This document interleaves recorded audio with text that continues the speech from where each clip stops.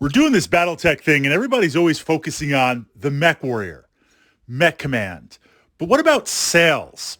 This idea of so many different battle mechs and selling them to the great houses, selling them to the Star League. We see this in the narrative where battle mechs, starting with the Mackie, was big business. And everyone was trying to get that contract, get that support, and make those C-bills, make those credits. What we see this in-game is there are some mechs that in each weight class are very, very unique. They're tailored to do something very, very specific. They're kind of the opposite of a trooper mech. And I defined a trooper mech in Battletech as I don't know the mission. I don't know the hex map I'm playing on. This mech is just going to be solid with whatever it encounters. And two examples that we've pushed up to the Battletech archive would be the Catapult and the Thunderbolt. Two mechs, in my opinion.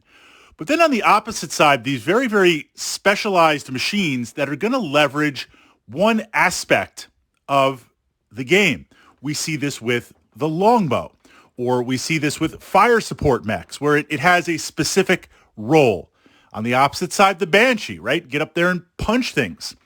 But then we have this third classification, and this is kind of setting up the framework. I'm going to offer some of the mechs that I play in this, and then, of course, turning it over to my fellow mech enthusiasts, mech warriors, mech commanders, building your list in the comments or mechs that we should be looking at.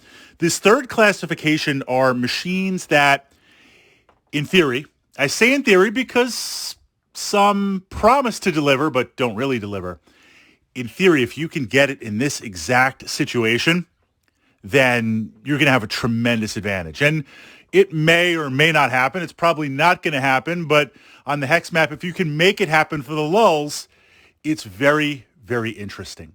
So the first mech is an example of this. I'm going to share three, would be the Firestarter. Now, this is an interesting machine. It's a light mech. It has the fire output with its medium lasers where it kind of wants to behave as a medium mech. You're going to get into a lot of trouble if you play a light like a medium, and we've explored that mech in the Battletech playlist. But essentially, the Firestarter is a bunch of flamers, and you really don't see flamers on many mechs. Your first thought, of course, is, well, like, I'm going to run up to a machine and just wash it in flame, and then that's going to build the heat, and it's going to explode the ammo. Like, has that ever really happened? I've tried that a few times. I've never gotten that to happen. Where the Firestarter excels is at burning things. You're playing on that hex map with woods, or if you're playing with terrain that you can destroy. I mean, these are optional rules in Total Warfare. Now, all of a sudden, that combined with smoke effect rules, the Firestarter could get very, very interesting for laying down cover as you approach, or if you have a gun line of mechs set up. Gun line would be a bunch of autocannons, bunch of long-range missiles just camping out in the corner, refused flank, castle up, and you literally burn out all the cover. You're just going to blast your opponent. So we see with the Firestarter, it's more about a machine that can go and burn away the woods, taking away that cover. Does that have a use in a lance? Does that have a use in the game? Second example would be the Vulcan. Now, at least with the Firestarter, you've got those medium lasers. You've got some other stuff that you could do something with.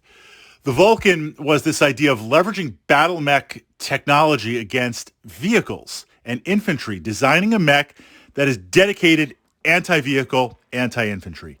And just a sidebar for a moment. I mean, certainly if you're new to Battletech, we've covered this more, the strength of vehicles versus mechs, push that up to the Battletech playlist. Generally speaking, on a sidebar, mechs are more resilient in that they're able to move through terrain and take less terrain modifiers, penalties. You don't really have to worry about movement getting beaten up unless you get your leg blown off. Vehicles, the primary factor is motive hits. This idea of the wheels, of the tracks, of the hover, of the movement. As it gets hit and it gets destroyed, it can get immobilized. So at the beginning of the game, whatever your movement is for the vehicle, it's slowly going to go down as it takes hits. Now, if you can get side or rear, it's going to take more. You try and keep the front facing forward. This idea of a battle mech going anti-infantry and anti-vehicle is you're going to leverage the strengths of the mech against vehicles. Well, having a mech is still a mech, but is there honor as a mech warrior punching and beating on vehicles and infantry versus another mech? You don't want to go toe-to-toe with maybe even a light mech, a heavily armored light mech. We explored yesterday. I pushed up looking at the Panther. Panther versus Vulcan. I think the Panther is going to put the hurt on the Vulcan. It's just so undergunned, underwhelmed against any type of mech. If I'm going to beat up on vehicles, yes, I'll have somewhat of an advantage in my movement, but generally speaking, the battle value buy-in for vehicles is much more. I'm going to swarm you with vehicles. And if you're fighting against the lightest vehicles, that's one thing you can beat on them. You don't want to be trying to beat on a dedicated battle tank. If I've got a Demolisher or a Rommel or even 2 or 3 Bulldogs. If I've got mobile infantry, I'm taking Goblins with the large laser, the machine guns. I'm getting out my infantry squads. That's going to be a lot for a Vulcan to handle. So I like what it's doing on paper. I understand the tech manual, but I think if I inherited a Vulcan, a mech as a mech, I would probably look to play one of the variants or try to transform it into a true and proper battle mech. So now we get to my third example, and I play this machine for the lulls. I like to play it against new opponents or opponents where we're just kind of having fun with Battletech because it tries to take them by surprise and we can see what happens. And for the battle value buy-in, it's low enough. I'm going to sidebar another thing for our new players here. Often when I'm building a lance or I'm building a list, in Battletech, ahead of time we'll come up with a battle value point. So let's play 3K, 5K. Okay, we agree on that. Is there a mission you'd like to play or a hex map you'd like to play? If there's something you want to play, let's do it. If not, let's pick something random. And then, just so I know, because I do have a large collection, do you want to play with combined arms? Do you want to play with air support? Do you want to play with artillery? Because I wouldn't want to get into a position where you just have mechs and you're starting out on Battletech and you have nothing to counter any type of air support whatsoever. Or you have nothing to counter just massive artillery barrages. I wouldn't want to put that on another player. But if you say, hey, let's play air support, and you have some air support, or you say, you know what, I won't worry about that, but bring it if you want, that's a different story. So we kind of set that game up ahead of time. I take that battle value, and I will build a solid lance. I'll build some solid support in terms of combined arms, infantry, and vehicles. But I always set aside a little bit of battle value to buy a mech, to buy a couple of vehicles that are completely experimental, meaning I'm going to try and do something, it's like a mission within a mission. I'm going to try to do something cool, something neat with this, but it's not reliant on the rest of the lance. And if I lose it, I'll be down on initiative. I don't want that. But if I lose it, my whole list isn't going to fall apart because I'm going to try and do something crazy with it. So within that framework, the Charger, stock Charger, not when it's been upgraded to a proper mech. Let's have an assault mech and let's make it a recon mech. Let's give it so much armor because one of the things with a recon mech, if you're a Locust or another light mech, Spider, you're running around behind enemy lines, maybe acting as a spotter, maybe cash and grab, maybe dealing with stuff. You take a couple of hits, you will get destroyed. So the speed tries to keep you alive. But depending on the hex map, depending on the mission, it's not always possible.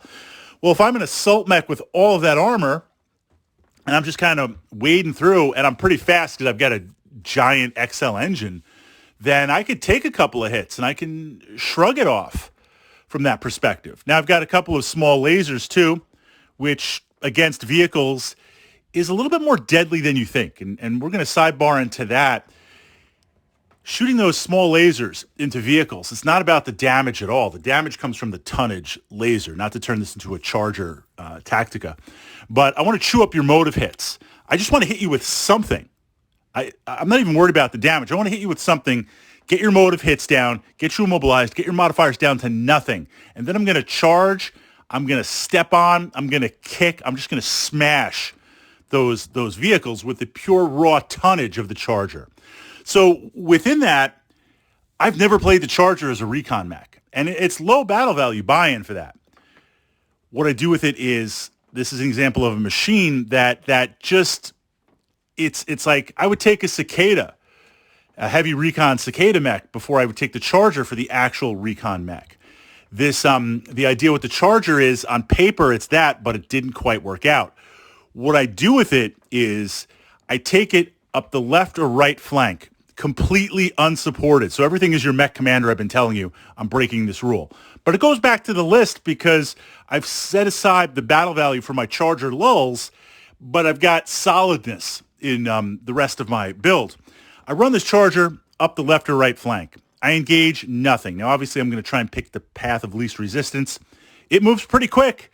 For the tonnage, I get it up there. I get to your deployment zone. I hang out a turn or two. The rest of my lance and vehicles are advancing. You move up and advance. Then I run that Charger behind your lines and just start trying to punch stuff, kick stuff, get you physical attacks from behind, and just cause as much physical damage as I can. It's great for doing that. And it has the speed. Obviously, the optimal approach for rear attacks or throwing something into your opponent's deployment zone is not to run directly towards your opponent, because you've got to deal with that. It's to work on the flanks. Side note, I also play the Banshee. Similar tactica, but different in that the Banshee wants to just run forward. I pick a target, and I run the Banshee towards it, and I'm firing its weapons, and then we've got the punches and the kicks and dealing with physical attacks. The Charger is a little bit different in that it has the speed where if I spend 1, 2, or 3 turns moving up that flank, one turn get into position, and then I'm attacking rear, it's got the armor. It's got the tonnage to punish it. But it's a lulls mech in that it's billed as a high-value recon mech. Again, I take a Locust to do that. I take a Cicada if I really have to do that. Would I want to do that? No, if we're playing a campaign much like the Vulcan, I'm probably upgrading the Charger to a true proper assault mech. But these are examples, and there's a lot of mechs out there that kind of take this one-off thing, and if you can make it work, in theory, then it brings something unique to the table. Building a whole lance, I don't know. Do we really need a Firestarter lance, burn and purge lance? Maybe, but probably you can get away with one. So turning it over to my fellow mech warriors, my fellow mech enthusiasts, my fellow mech commanders, your list of mechs, lights, mediums, heavies, assaults, mechs that are sold to do something very, very, very specific. And if you can make that align, it pays off. Or it was sold to do it this way. Who cares if it really works? We got the C-bills, we got the contract, we got the support for spare parts for 30 years. It doesn't have to work that way. How would you use some of these machines?